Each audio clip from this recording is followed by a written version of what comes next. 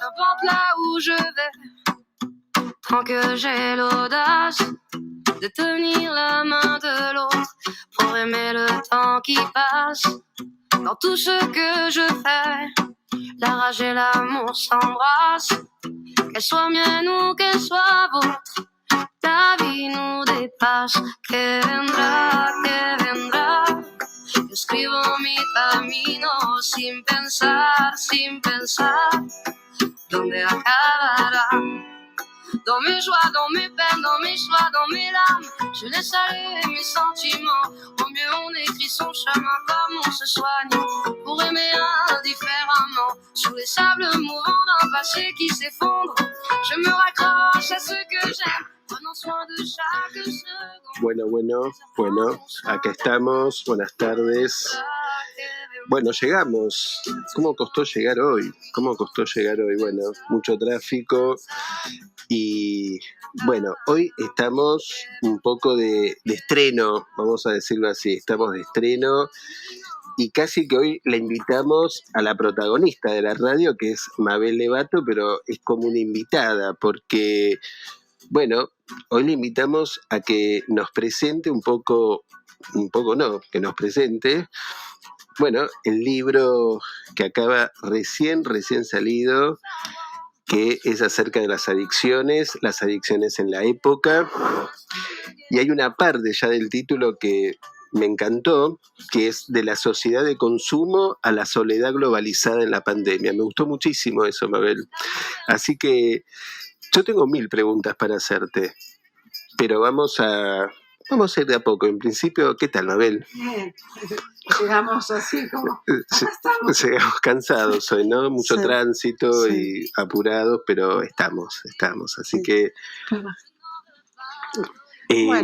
Bueno, la verdad que me encontré con este texto, que lo estuve... Bueno, ante todo, gracias por regalarme un ejemplar. Vengo leyendo tus libros y este en particular me pareció muy interesante. Ahora yo te voy a decir qué cosas y me gustaría que, bueno, contanos una primera cuestión de este libro, a ver qué podrías decirnos. Bueno, este libro es una reedición de otro anterior que se llamó Las adicciones en la hipermodernidad. Tiene algunas cuestiones, algunos capítulos más, sobre todo trabajé el tema de la pandemia, que por ahí después podemos tomarlo en algunos párrafos. Y bueno, tuve el gusto de que este libro lo presentara Mariana Dopazo, que estuvo acá hace 15 días, y me hiciera el prólogo una querida amiga Silvia Ons. Así que bueno, es un libro que tiene su historia porque fue mi tesis de doctorado. Ajá.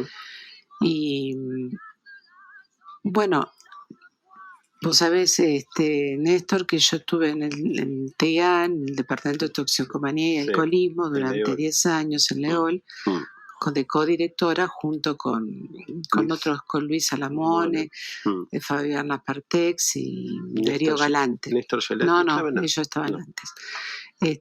Asesores Tarrap y Sinatra. Bueno, en esos 10 años tuve una amplia posibilidad de estudiar la temática y además que ya la venía trabajando desde antes. Lo que yo hice en este libro, que por ahí es la novedad que traigo con este libro, es tomar aún más la cuestión de la época, de lo que se trabajaba en el anterior. Claro, sí, más también tomado la sociedad por la pandemia. Por eso digo, lo puse la sociedad de consumo a la soledad globalizada de la pandemia. Eso es un título que está adjunto ahora a este libro. Lo publica Letra Viva, que es donde yo tengo una colección que dirijo con mucho gusto, que me lo ha cedido el director de Letra Viva, Leandro Salgado, que se llama Psicoanálisis, Época, Psicoanálisis, Sujeto, Época y Psicoanálisis. Sujeto, Época y Psicoanálisis. Así que ahí ya hay varios libros, y entró el de Nuevas Formas de Síntoma y que tiene que ver con la época, vamos tocando temática de la época, y a su vez vos sabés, Néstor, que yo dirijo una maestría en la Kennedy. Sí, claro. Entonces muchas personas que han terminado su maestría tienen la posibilidad de hacer el libro en letra viva en esta colección. Mira. Así que también estás invitado vos el día que quieras escribir. Porque... Entonces las adicciones, como estamos viendo, es una temática de la época, pero en el sentido que esto lo trabajaba así Sinatra mucho, en el sentido de que somos todos adictos, él hablaba de eso, pero yo le di un giro particular, por eso es una tesis de doctorado, que es que trabajé desde la constitución subjetiva, ese agujero que siempre hablamos acá, y ese Dasdin y esa roca viva, esa cosa que no está, ¿no? Eso que no está, esa ausencia que está hasta en lo fálico, podríamos decir. Yo digo que ahí es donde el toxicómano ubica el objeto, o sea, es creyente en el objeto, y por eso también en otro libro, Nueva forma de síntoma, que salió hace 2 años, trabajo esta cuestión en relación a la defensa de la época, que a mi entender, esto es una idea mía, que también la trabajé en la tesis de doctorado, es la desmentida. Sí. O sea, no es la forclusión, pero no es la desmentida a la manera de la desmentida o la renegación, como lo suelen llamar, pero en realidad la verdadera traducción es desmentida en Freud, del perverso. Sí, la manera en que la usa, ¿no? Es así, pero aún así no lo creo. O sea, el adicto sabe que lo que está consumiendo le hace mal o es tóxico, pero aún así lo sigue haciendo. Claro. O sea, el tema de la repetición es otra cuestión, que yo digo que ahí en ese agujero donde no hay significante, o ese significante la falta en el otro, o ese objeto A que ubica allí Lacan, yo ubico allí esa ansia y ese agujero que toma la estructura y para meter allí lo que uno puede de acuerdo a lo que le toca en la vida. Te voy preguntando inclusive por los oyentes, ¿no? Porque tiene muchos conceptos del psicoanálisis. Empezaría por acá, que es retomando un poco el prólogo de Silvia Ons, que a mí me gustó, porque vos, digamos, tomás el tema del consumo, de las adicciones, y haces un trabajo muy interesante, además de la prolijidad que vos tenés teórica, donde justamente tomás la cuestión más singular y estructural, no tomás la cosa sociológica solamente. Claro. O sea, si bien lo tocas, y ahí va la pregunta un poco, ¿vos considerás ahí que la desmentida sería casi como un recurso para todo hablante? Digamos, más allá de que uno dice... Sobre todo en esta época. Porque eso me parece que es interesante. Ha pasado mucho con el tema de las vacunas y el virus, ¿no? Que existe, pero aún así no creo. Y sigue existiendo. Sigue existiendo, y la gente se sigue contagiando. Bueno, un poco eso trabajo, ¿no? En el último capítulo. O sea que casi que podríamos decir que en ese sentido la adicción es casi para todos, ¿no? Digo, más allá la de adicción es para todos. El tema es si eso se hace tóxico o no. Ya de por sí el goce es tóxico. Todos sabemos que la pulsión de muerte está en uno. Es innecesaria, ¿no? Mediante la manifestación del sadismo o el masoquismo. El tema es qué hace uno con eso, y qué hace el toxicómano obturando esa falta con un objeto que cree que ese objeto le va a dar la satisfacción inmediata, ¿no? Claro, porque en realidad justamente eso, o sea, está la certeza del objeto, ¿no? En el adicto. Me parece que es un tema que casi que podríamos decir es una característica muy específica. Yo no diría tanto certeza, porque certeza ellos saben, en general hablo de ellos, porque bueno, uno es adicto a otras cosas, en todo caso por ahí no hacemos a la radio, no sabemos. Pobre John, vamos a estar acá todos los días. Pero bueno, ¿por qué no al celular? En este momento todos, ¿no? ¿Qué nos pasa cuando el celular se te rompe o no te anda en el auricular? Entramos en pánico. O sea que de alguna u otra manera todos tenemos o teleadictos o de alguna u otra manera. Eso no hay duda, y ha sido un concepto muy trabajado. La novedad que yo traigo en este libro es qué función viene a ocupar estructural en el psiquismo, en el sentido de que viene a tomar esa ansia, y ahí es donde yo quería decirte que ese lugar que no está ubicado por lo simbólico es pura repetición, ¿no? Eso es lo que hace el inconsciente, es repetir, y eso es lo que hace el adicto una y otra vez, sin tener la cuenta. El problema en la adicción es cuando se perdió la cuenta. Claro. Cuando no se dice 1, 2, 3, sino 3 días completos. Claro, no se pierde la serie, se pierde la contabilidad. Claro, la contabilidad, Se pierde la exactamente. contabilidad. Y si se pierde la contabilidad, es un goce ilimitado y eso te puede llevar a la muerte, ¿no? Hay algo también, hay varias cosas del libro, pero escuchándote se me van presentando. Vos trabajás muchísimo en el libro, sobre todo en el capítulo 3, ¿no? Del libro, Sí. que es Toxicomanía y Época. Sí. Hay una insistencia en el recorrido donde pasás muchísimo por Freud y por Lacan. Me ayudó mucho porque me hiciste repasar muchísimos seminarios. Tomás mucho la dimensión del otro, Sí. ¿no? La ruptura con el otro, la ruptura del lazo social. Me pareció Sí, interesante. esa es una idea que trabaja Lacan en realidad, que dice que se rompe el lazo con el hace pipí en el sentido de el casamiento, el ¿no? casamiento, el sentido de la ruptura con el lazo al otro. Y esto fue muy trabajado en este lugar donde yo estaba, en la institución, o sea que no es una idea mía. Lo que yo ubico ahí es un objeto que viene a suturar esa falta, ¿no?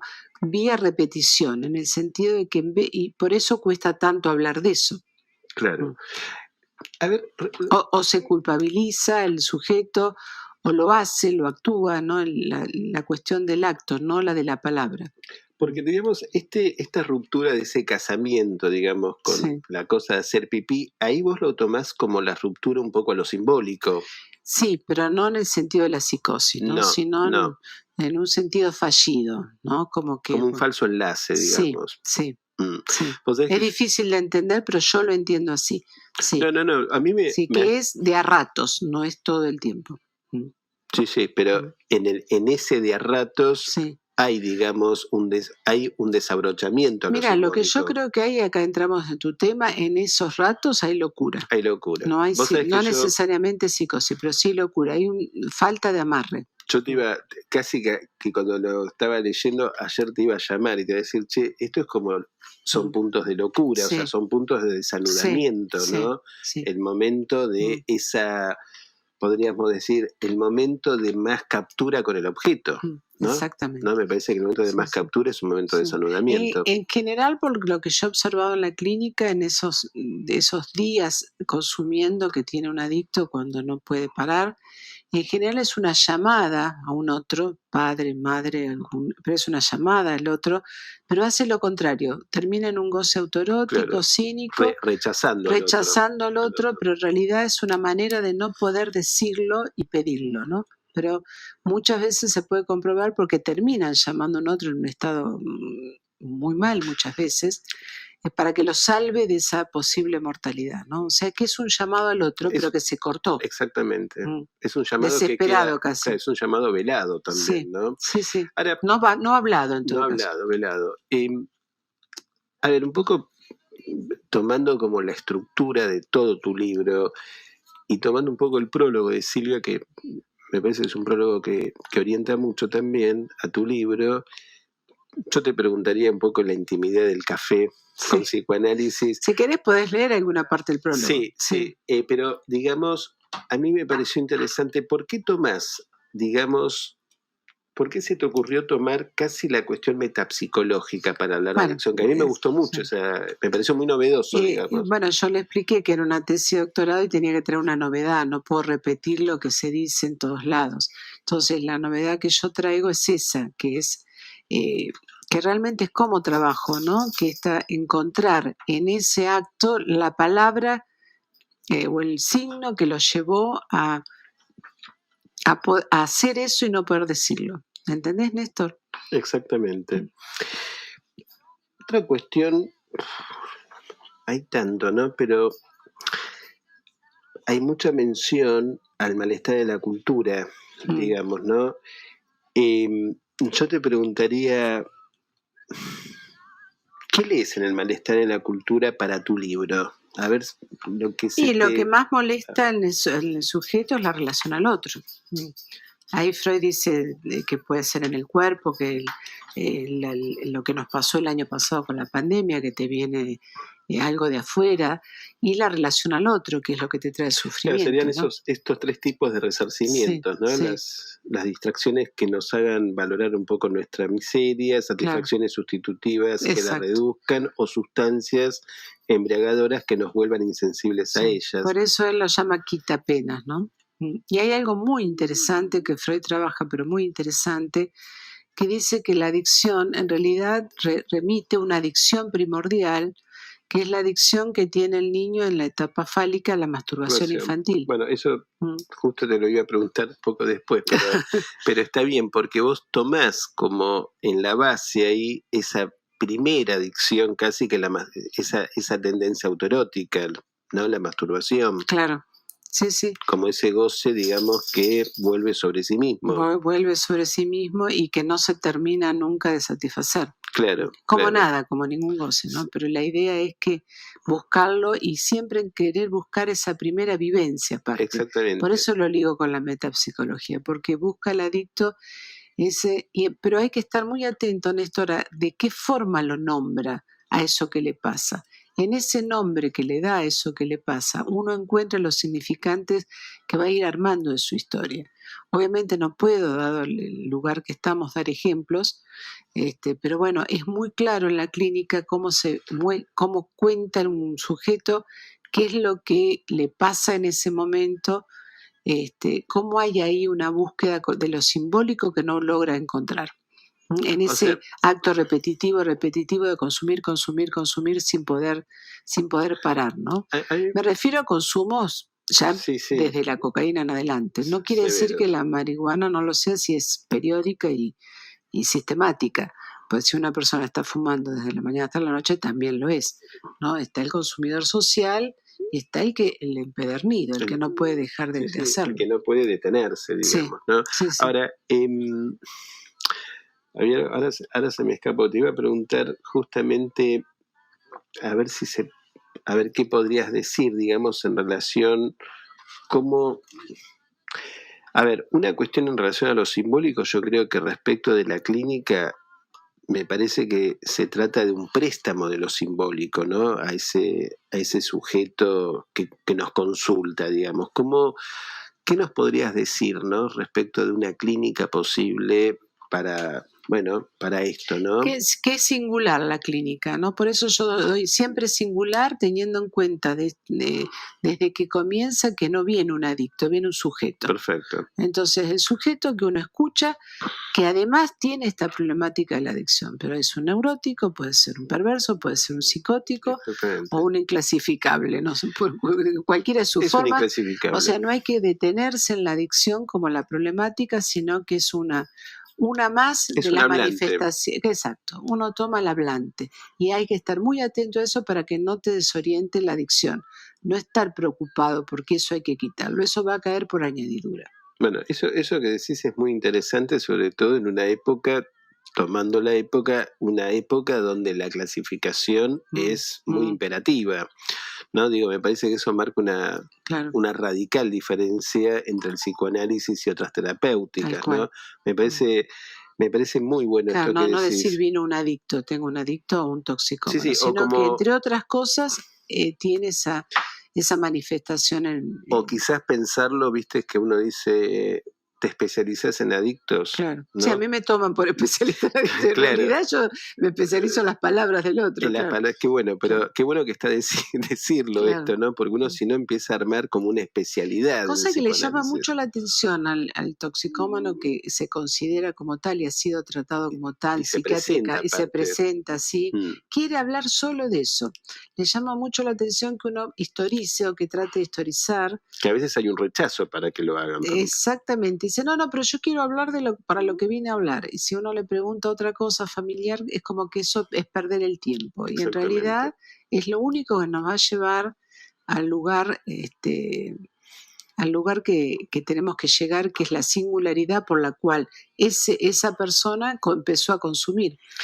Vos inclusive nombras, y esto me consumir sistemáticamente, estamos hablando, ¿no? de un consumo También nombrás algunas prácticas epocales, Sí. ¿no? Como son, me llamó muchísimo la atención lo del botellón, ¿no? Esto que nombraste. Más que masturbatón. Eso también, pero ahora recordando esto, digamos, estas prácticas casi como comunitarias, ¿no? De varios, ¿no? O la jarra loca en su momento también se llamaba, sí. ¿no? Donde hay un compartir casi ese objeto, ¿no? Que se pluraliza. Sí, porque hay como una ilusión. Yo lo que tomo ahí es de que haciendo cuestiones masivas se abaratan los costos, están en contra del capitalismo, en contra de la hipermodernidad, porque llevan, por ejemplo, en el Gran Botellón llevan cartones de vino, Claro. Y los compran en supermercados y van todos a consumir en un campus universitario, y eso supone que es una rebeldía. Entonces después en competencia a ver quién juntó más personas, y Sevilla, Granada, esto sucede en España. Sí. Y bueno, me parece entonces, muy interesante. claro, porque lo que yo pongo ahí que es tomado en cuenta lo masivo, por eso son maratones, porque además duran mucha cantidad de horas, y lo que se pierde es la individualidad. Estos son como la gente que habla de los amigos de la maratón, de cuando corren, que son gente que pasan corriendo. Claro. ¿Cuán amigo puede ser de alguien que pasó corriendo? Sí. Interesante, porque arman el lazo desde la ausencia prácticamente, ¿no? Claro, desde el no lazo, de la imposibilidad. El otro día escuchaba... O sea, es una muestra clara, en base a lo que vos decís, de lo que les sucede, que no pueden encontrarse con el otro. Entonces, masivamente, la identificación, hay que tener mucho problema y mucho cuidado con el tema identificatorio, porque triunfa en lugar de lo individual. Entonces, la psicología de las masas, que tiene que ver con la identificación, no siempre lleva a un buen lugar. Claro. Si no está guiado... Porque si lleva a no una plena indiferenciación en realidad. Claro, exactamente, salvo que haya un líder que él ordene y cumpla una función ordenadora. Vos sabés que el otro día escuchaba el relato de alguien que me comentaba de las famosas, seguramente has oído hablar también de las fiestas electrónicas. Sí, bueno, ahí también las trabajo yo, que duran un día y medio. Y bueno, justamente es una maratón de un baile loco, ¿no? Donde los reúne el consumo, incluso ¿no? siguen en otros boliches, ¿no? Algunos inclusive acompañados por sus familiares. Ahí está el tema del viejo que no quiere ser viejo, que quiere ser joven. Que queda a la par del adolescente, digamos, claro. ¿No? Pero es interesante además en esto maratónico, lo asocio con lo que decía Cuando digo viejo lo digo con la terminología que se usa como psicología de la vejez, no claro, lo digo en el sentido peyorativo, sí. Pero también me parecía interesante marcar que en estas cuestiones maratónicas también hay una idea del tiempo como infinito, ¿no? Exacto, como que no hay límite. No hay límite, que va de la mano un poco con lo que vos traés como hipótesis de esta pérdida de la temporalidad, digamos, de esa repetición casi infinita, ¿no? O de ese salirse de la serie. No es 1, 2, 3, 4, sino que es todo, ¿no? Hay una lógica del todo que me parece que también justamente pone en riesgo...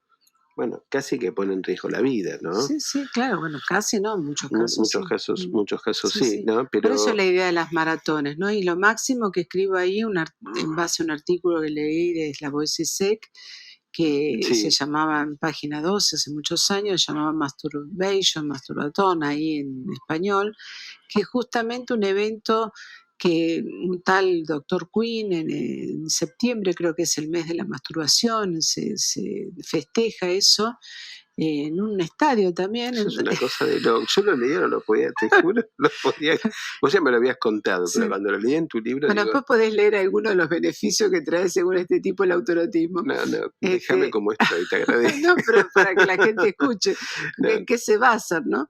Es como el antivacuna que se basa en que te envenenan, una cosa así. Claro. Él habla de que es casi que el egoísmo es lo mejor que nos puede pasar en la vida. Exactamente, ¿no? Hay una exaltación del egoísmo, digamos, ¿no?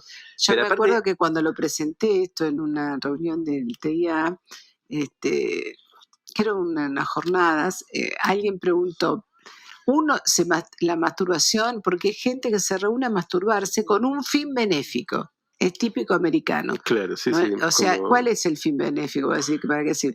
Para donar semen para inseminación artificial. Ah, mira vos. Sí, o sea, no pueden hacer las cosas sin un fin benéfico. O sea, iba a decir una El mala sueño palabra, americano, hace una paja, Claro. decilo. o sea, no es una paja al pedo, digamos. Ahí uniste dos zonas erógenas. Hay unido zona. Pero digamos. Y por ahí sí, por ahí, viste, es solo aire. No, pero Claro. además es interesante pensar esto de Es que pura se ausencia. reúnen, o sea, se reúnen con otros, pero para estar solos. Sí, para estar Esto es solo, porque interesante, la ¿no? pregunta de alguien que obviamente tenía una relación a lo social me pregunta, ¿unos a otros se masturban? Digo, no, eso es una fiesta. Claro, eso es una orgía, ¿no? Es que Claro. lo paradójico es eso, Claro. es estar con otros sin otros. Bueno, lo que dice ¿no? Zizek es que lo que han perdido es la vergüenza, porque si hay algo que uno no puede mostrar es la intimidad. Y justamente han perdido la vergüenza en el sentido que es el dique psíquico que pone Exactamente. Freud y la represión. Perdieron el velo, ¿no? Claro. El velo que es un poco lo que hay que Claro. ocultar, lo Claro. que hay que tapar, no es una mostración Sí, sí. explícita de todo, Sí, que sí. es un poco también un rasgo de la sociedad hoy, ¿no? Sí, Esto, sí, que todo se muestra. Sí. lo obsceno, me parece, ¿no? Sí, sí. Vos sabés que hay una partecita, me llamó la atención, vos nombrás muchísimos artículos y cosas, hay un artículo de Miller, Cosa- nombrás, viste, yo digo, para leer este libro tenés que tener todos los seminarios de Lacan, haces laburar mucho. Viste que no era freudiana, que aparece en la cana. No, pero además me hacía acordar el comentario muy lindo, la presentación que hace Mariana Dopaso cuando vos te presentás en la primer clase que ella toma con vos con toda la obra de Freud. Y ella no te- tanto, no. pero Habría ella- llevado 7, ponele en una bolsa transparente de plástico. exactamente, y ella te pide, bueno, baja un poco el nivel, ¿no? Sí. Y vos le decís, ¿por qué no lo subimos? ¿No? Bueno, este libro te hace trabajar, pero vos sabés que hay un artículo que vos... Bueno, es el producto de una tesis doctorada, hay que justificar cada cosa que decís. Exactamente, sí, sí. Eso también es en la maestría, no puedes decir una cosa por otra. Exactamente, No es citar, sino es sino justificar claro, la cita, justificar la cita. Sí. porque la usás. Pero vos sabés que Es vos... un libro de estudio en última instancia, ¿no? Sí, pero vos sabés que interesante, vos nombrás en Miller un artículo que se llama Una fantasía, Sí, y habla acá de los... está en una lacaniana, creo que en en la una 2, lacaniana. ¿no? La 1 o la 2. No lo conozco, lo voy a leer, Mm. pero me pareció Ahí interesante... está citado a pie de página, me parece. A ver, sí, en la revista Lacaniana número 3. Número 3. Ni uno ni dos, tres. Lo voy a mirar, pero vos hablás de los sujetos contemporáneos, posmodernos, Sí. los hipermodernos que son desinhibidos, neodesinhibidos. Eso lo dice él. Claro, eso lo dice él. Mm. Están desamparados. Sí, Y vos y sabés porque que han perdido el nombre del padre. exactamente, pero vos sabés que hay un libro de Miller, que yo acá lo anoté, hay un libro de Miller que se llama Desarraigados. Sí, exactamente. Me hizo acordar a eso, que Sí. también habla de todos los neodesencadenamientos de los sujetos posmodernos, ¿no? Estos sujetos que se van como desenganchando del otro. Enloqueciendo, a tu decir. A mi decir, pero justamente con sucesivos desenganches del otro. Digo, me pareció interesante esta referencia que haces y en relación al tema, ¿no? Que estamos, presentando hoy en tu libro, que es el consumo y las adicciones, ¿no? Como sucesivos desenganches del otro, ¿no? Claro, exactamente. Es como, bueno, una en la absoluta búsqueda, soledad, una ¿no? búsqueda desesperada hacia un llamado al otro desesperado, casi desde un grito de muerte, ¿no? Tengo una pregunta, casi como si yo no practicara el psicoanálisis, pero digamos, para vos el objeto del consumo, el objeto droga, digamos, el objeto droga habla del fracaso del padre, de una suplencia del padre. Siempre fracasa el padre, por suerte. Por suerte, tendríamos el padre totémico. Ya de estos locos hay bastante sueltos en la política. Pero bueno, te lo pregunto casi como para que puedas decirlo a ver como a todos, ¿no? Como si yo no supiera nada y digo, ¿qué lugar? Bueno, habría que ver caso por caso qué lugar ocupa el objeto droga, ¿no? Si es... No he encontrado en particular un padre que vos digas tiene estas características, si no estaríamos clasificando. Okay. Yo creo que es caso por caso. Son llamados al otro, puede ser a la madre, al padre, a la cordura de alguna manera del otro. que siempre han sido padres en general, lo que yo vengo trabajando en todos estos 20 años mínimo de adicciones, es un llamado, esto lo estoy inventando hoy, un llamado a la cordura de esos padres que no hubo.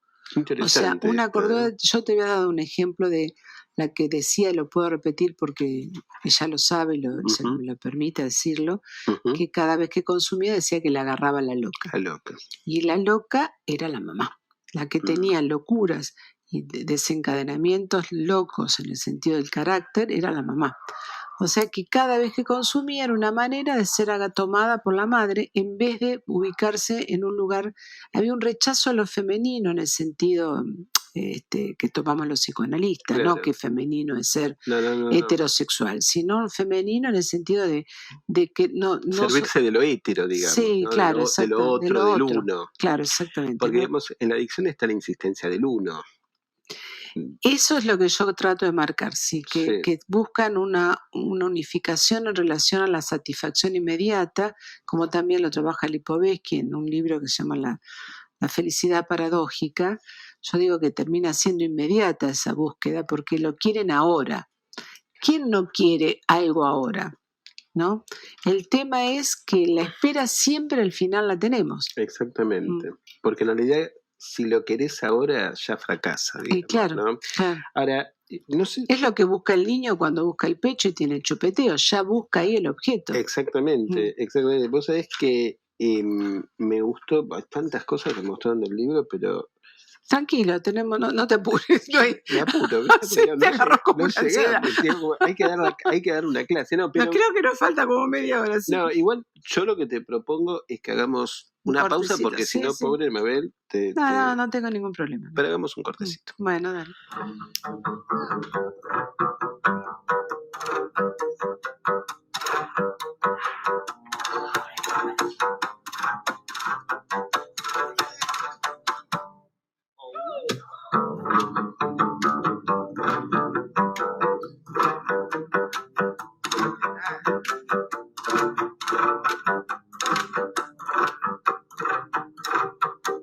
Ya no estás más a mi lado, corazón.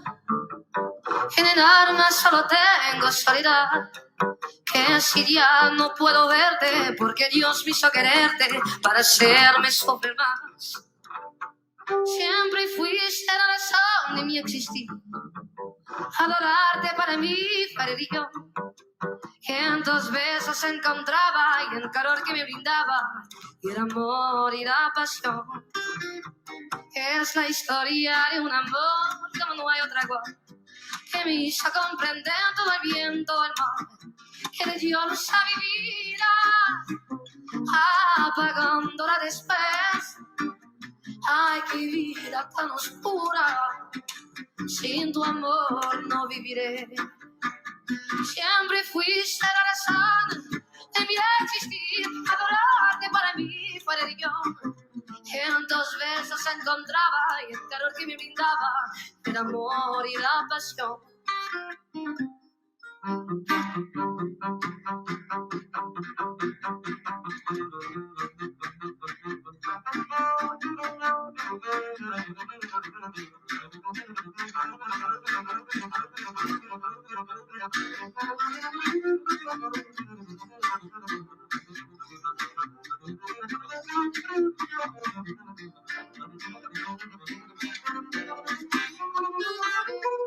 Siempre fuiste la razón de mi existir, adorarte para mí fue religión. En tus besos encontraba y el calor que me brindaba, y el amor y la pasión.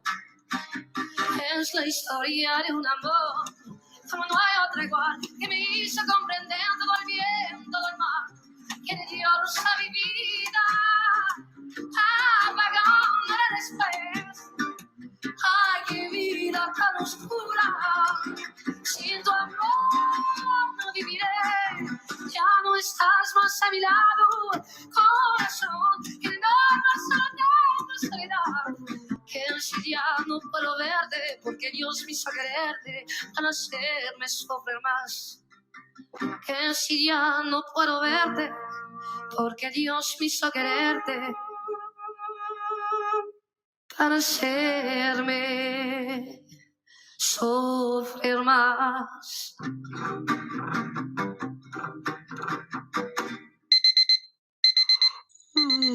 ¿Te perdiste de algo? ¿Te perdiste de algo? Búscanos en Radio Cat como Radio en Casa y escucha todos nuestros contenidos on demand. Radio en Casa. Estamos. Bueno, a ver. Acá me encuentro con algo que vos nombrás en la página 78. A ver si me podés explicar esto que vos nombrás, esto en relación a las maratones tóxicas. A las maratones tóxicas, ¿no? Y que hay un fenómeno que nombrás acá, montar a pelo, dice acá. Sí, eso lo encontré en la revista Soy. Sí. Fue publicada una nota llamada Montar a pelo. Y ahí hablaba de la subcultura bareback. ¿Qué es eso? Significa montar sin silla o a pelo. Este término engloba sujetos que se autodeterminan así. Lo leo para que quede más, un poquito más llevado al libro, ¿no? Son portadores de HIV o VIH de la comunidad gay que se niegan a usar preservativos. Claro. Estamos parecidos al tema de las vacunas. Claro. ¿Por qué? Porque reivindican el sexo sin protección. Entre el grito de placer y el gesto de rebeldía, eso está sacado del texto, y la inconsciencia sanitaria, esa práctica crece y se hace ver en la práctica de la pornografía, que ha dejado de usar preservativos en los saunas, en reuniones privadas y en páginas de internet. Obviamente, donde esta nueva comunidad se aglutina, la ilusión de enfermarse puede, dice, llegar a ser sexy. Wow. Interesante. Entonces, lo más interesante de este fenómeno, ya acá estoy yo a mi entender, es la existencia de personas que buscan contagiarse. Adrede. Establecen con aquellos que aceptaron contagiarlos un vínculo. Dicen ellos de paternidad. Mira vos.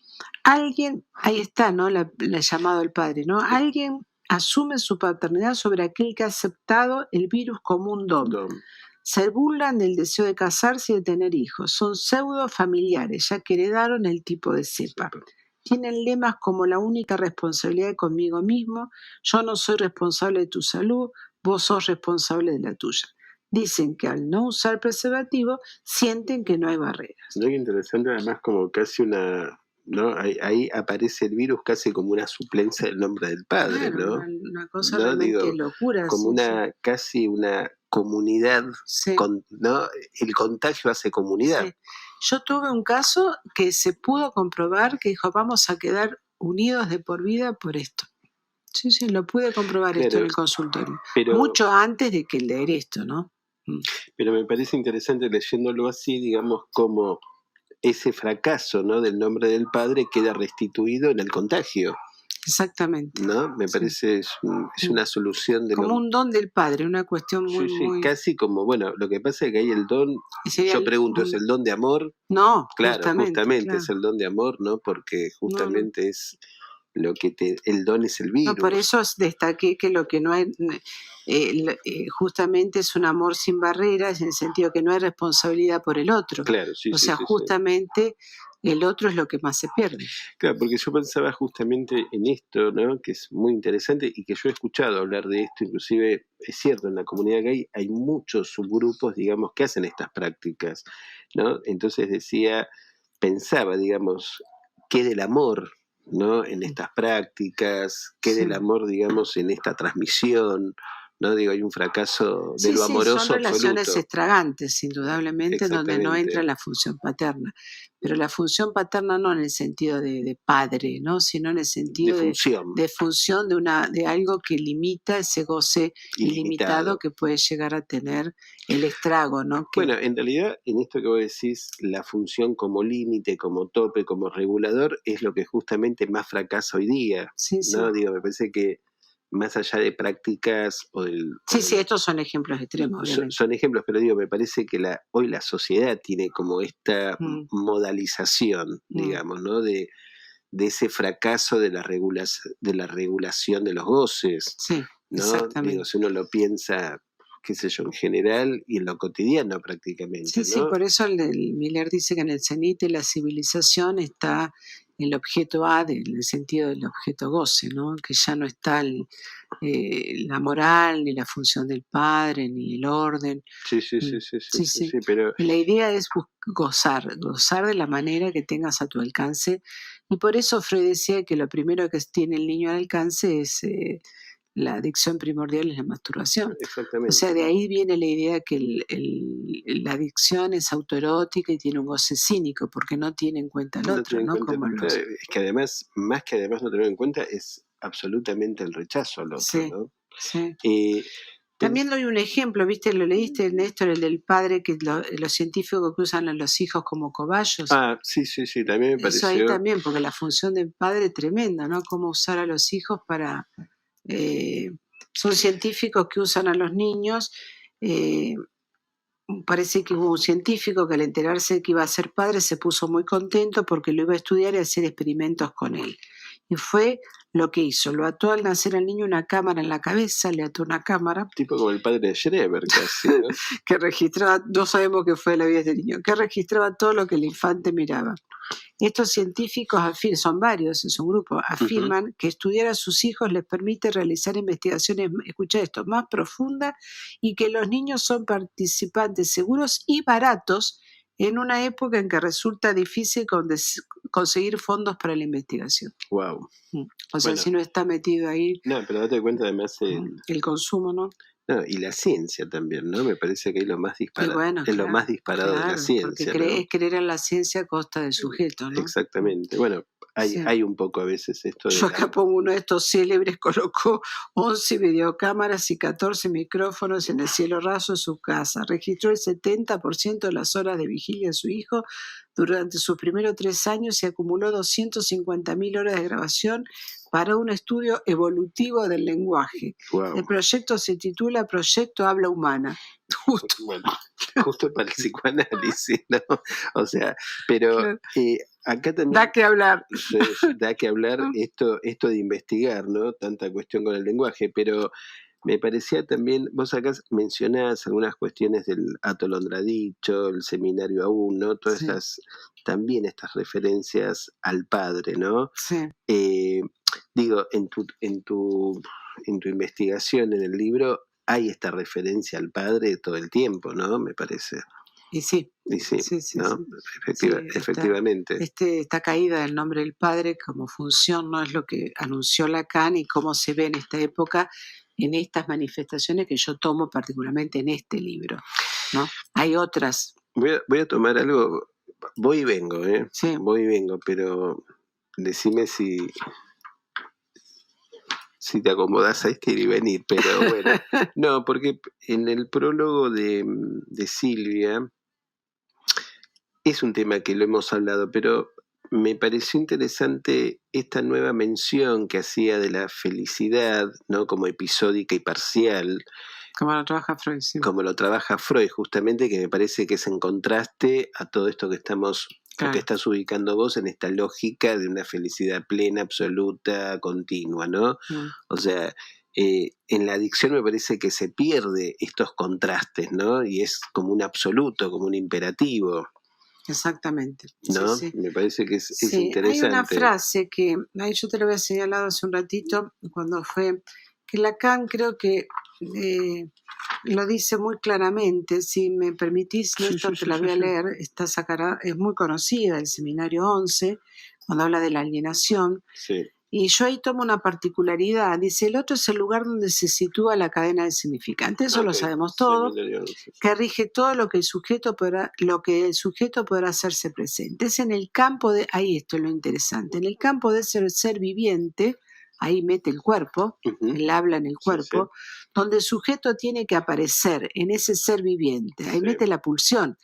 Y he dicho que es del lado de ese ser viviente llamado a la subjetividad donde se manifiesta esencialmente la pulsión. O sea que no es que uno lo descubre, lo dijo Lacan de entrada. Ahora todos tomamos la idea del otro como el tesoro de los significantes, pero en realidad acá está hablando del otro en el sentido,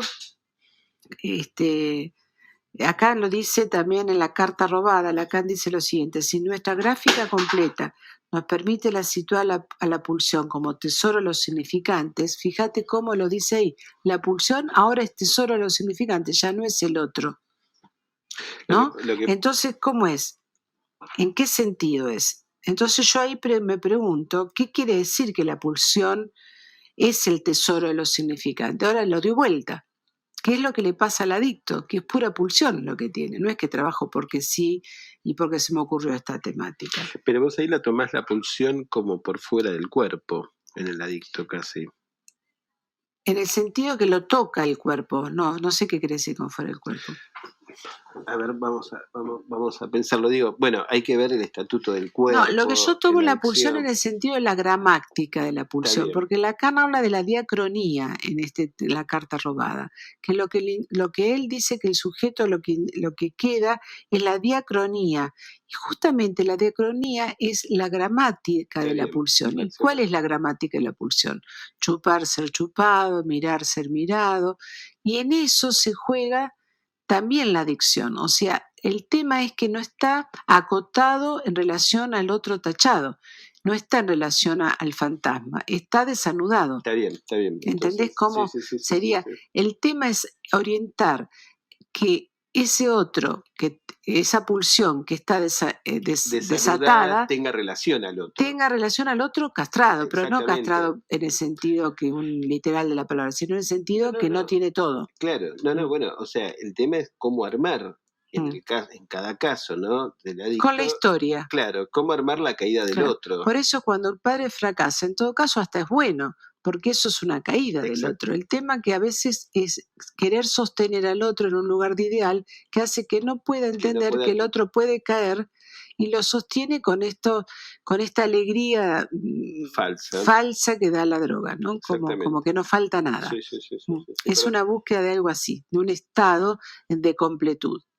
Qué interesante, ¿no? Estaba pensando un poco esto, inclusive digamos, como para pensar una clínica donde se pueda barrar al otro, ¿no?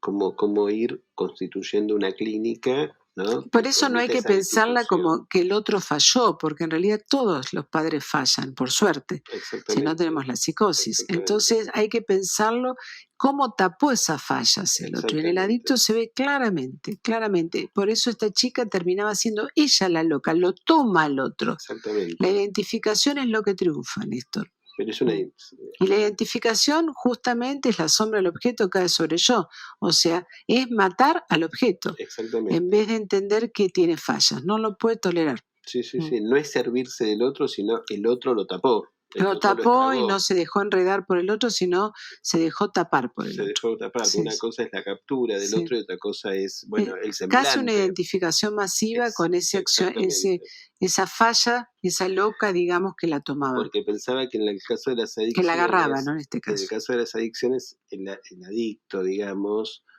no dispone del semblante. No dispone del semblante. Contá qué quiere decir, ahora te pregunto, ¿qué quiere decir con semblante? No, o sea, no dispone, digamos, de la posibilidad de hacer de un otro, digamos, claro, ¿no? O sea, de hacer otra cosa con el otro, es como un absoluto el otro. Exacto. ¿No? Me parece que el semblante es disponer de la apariencia, disponer de la otredad, ¿no? Disponer, que vos en muchos momentos nombrás la otredad, lo distinto, lo diferente. Claro, ¿no? Lo que rechaza es lo hétero en el sentido de otredad. Exactamente, la otredad. Entonces digo, me parece que el semblante es esa otredad que justamente fracasa. Entonces lo que decís vos, el otro se torna absolutamente estragante, ¿no? Claro. No hay barra. Sí.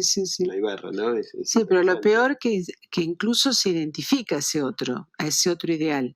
Y termina en esta alegría que le produce falsa el entusiasmo, ¿no? Felicidad supuesta. El otro día me contaban, no importa quién, digamos, pero en estas fiestas electrónicas, esta persona, digamos, encontraba horas y esta persona lo decía, horas y horas de felicidad, ¿no? Ella nombraba la felicidad ahí, ¿no? Sí. Y decía, todos estamos juntos, pero ella... Pero totalmente solo, como dice Miller.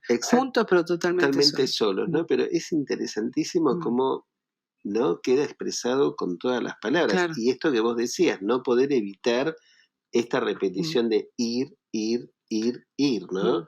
O sea, no hay una continuidad, no se produce la discontinuidad. No, es lo que más rechazan. Es lo que más rechazan, ¿no? Digo, estoy pensando justamente cómo desde la clínica armar una discontinuidad, obstaculizar la continuidad, digamos, ¿no? Es como una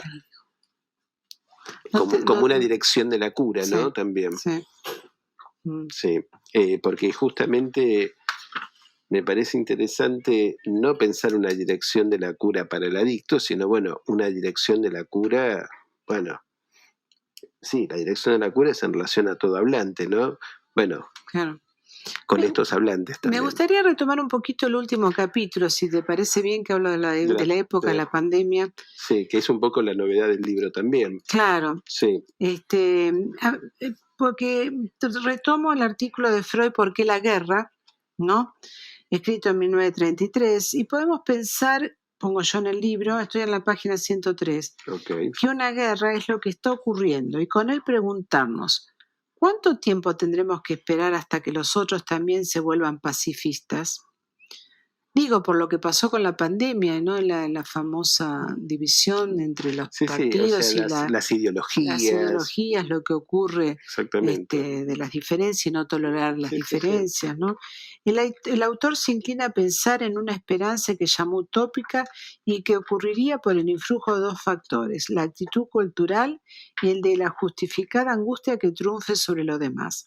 Y al respecto termina afirmando que todo lo que promueva el desarrollo de la cultura trabaja también sobre la guerra. Eso es lo simbólico. Sí.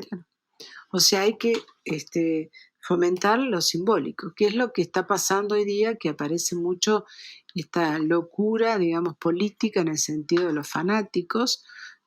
Bueno, María Esther lo había nombrado acá, este fanatismo de los jóvenes. Ayer me lo explicaba alguien que me vino a hacer con el cabello, ¿por qué les gustaba?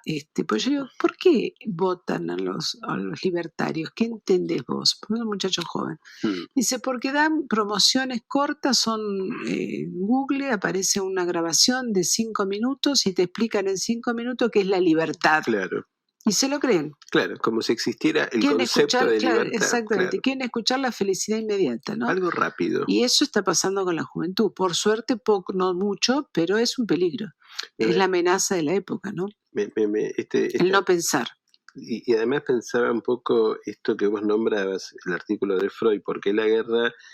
Inclusive el año pasado, viste que yo trabajé un poco este artículo de Freud sobre el amor y la guerra, que es del 15, que también retoma esto que estás trayendo acá, inclusive la decepción un poco que Freud tenía sobre lo que estaba pasando, ¿no? Claro.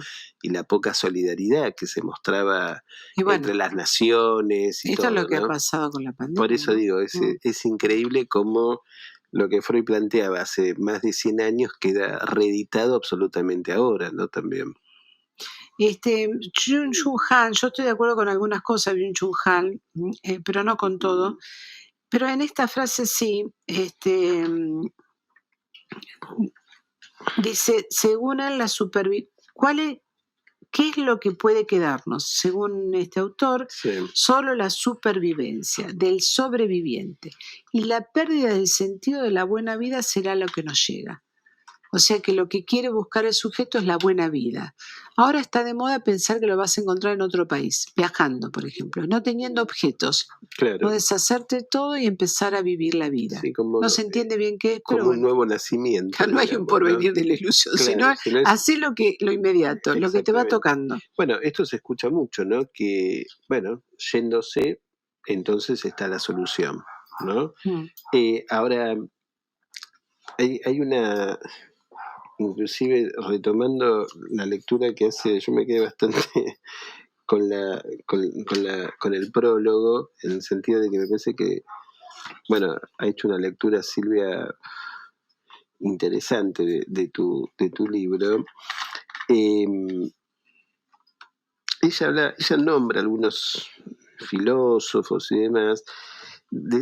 Pensaba yo, ¿no? En lo que va nombrando, digamos, cómo también en las adicciones se pierde el registro de la intensidad también, ¿no? Me parece, o sea, en este sentido de, ¿no? Como lo poco, lo mucho, claro, esa no hay medida, claro. Claro, ¿no? Inclusive tomo una frase de Borges que dice, en relación a esto de la felicidad parcial, episódica, dice, en todo día hay un momento celestial y otro infernal. Exacto. ¿No? Me encantó. Hay que soportar eso, ¿no? Me pareció que tu libro va nombrando esta frase, digamos, de Borges, que me pareció muy, muy pertinente, ¿no? Como poder soportar los contrastes, me parece que lo que yo ¿no? pongo en el final de este libro, en base a lo que vos decís, Néstor, muy interesante que lo que rescataste, es que para que la cosa, eso insoportable, que es lo infernal, como lo llama Borges, sea morigerada, solamente lo podemos hacer por lo simbólico, o sea, por la palabra. O sea que termino este libro diciendo qué lugar nos queda o qué nos queda por hacer la psicoanalista ante esta grave situación social. Tratar de reconstituir al otro, ese semejante o prójimo, podría ser la respuesta. Sostener la novela familiar y trabajar el síntoma más allá de sus manifestaciones de angustia actuales. Actuales en el sentido que son manifestaciones que te llevan al temor a la muerte o a la muerte. Y encontrar la singularidad que lo construye y desde donde se localiza. Vamos a contracorriente del amo contemporáneo y sostengo, como ya lo he hecho en otras oportunidades, que tal vez allí estaría el porvenir del psicoanálisis, siempre por advenir. Qué bueno, qué lindo, y me parecía que vos está muy interesante, porque además... Hay que estar a la altura de la época en ese sentido, ¿no? No, además, digamos, si no, quedamos como casi en esta presentación freudiana de pura neurosis actual, digamos, ¿no? Como una cosa de descarga.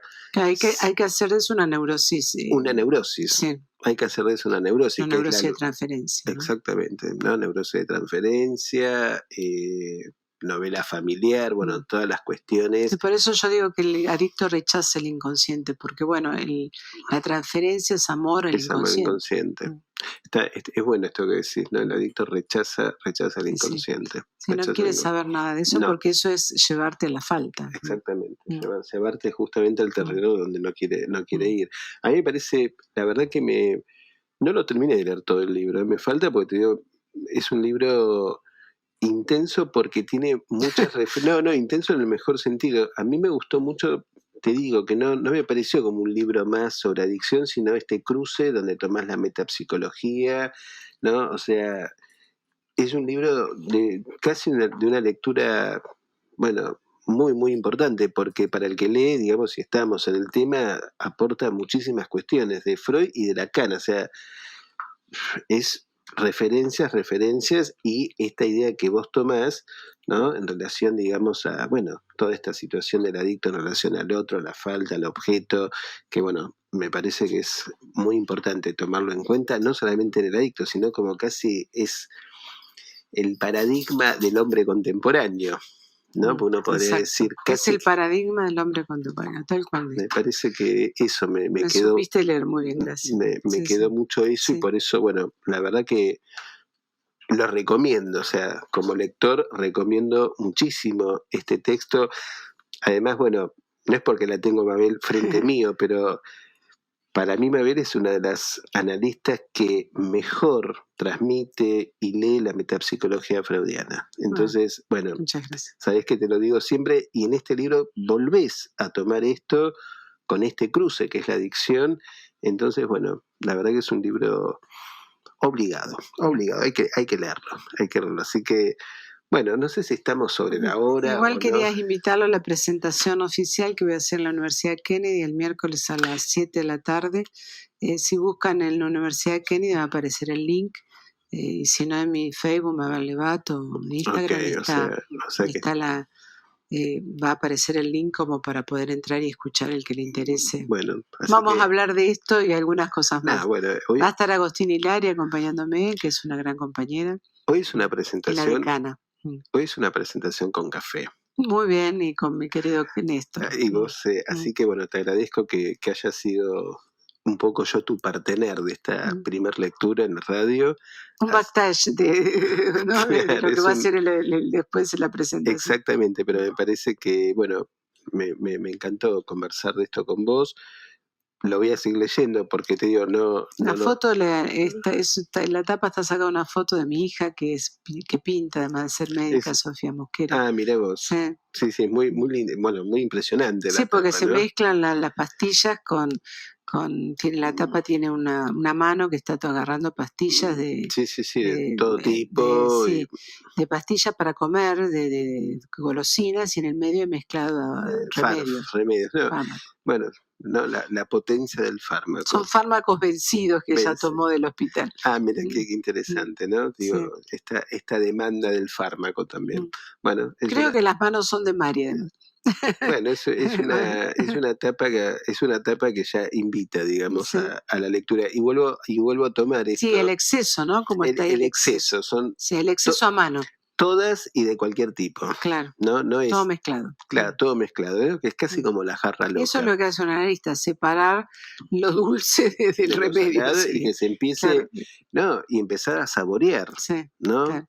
Lo que es golosina de lo que es remedio. Exactamente, me parece que es muy apropiado, individualizar qué se come, Así que nos tragamos, ¿no? Que nos tragamos. Mabel, te saludo y bueno. Muchas gracias, Néstor, muchas gracias. Saludamos a todos y gracias por escucharnos. A los oyentes. La semana que viene estamos. Estamos, sí.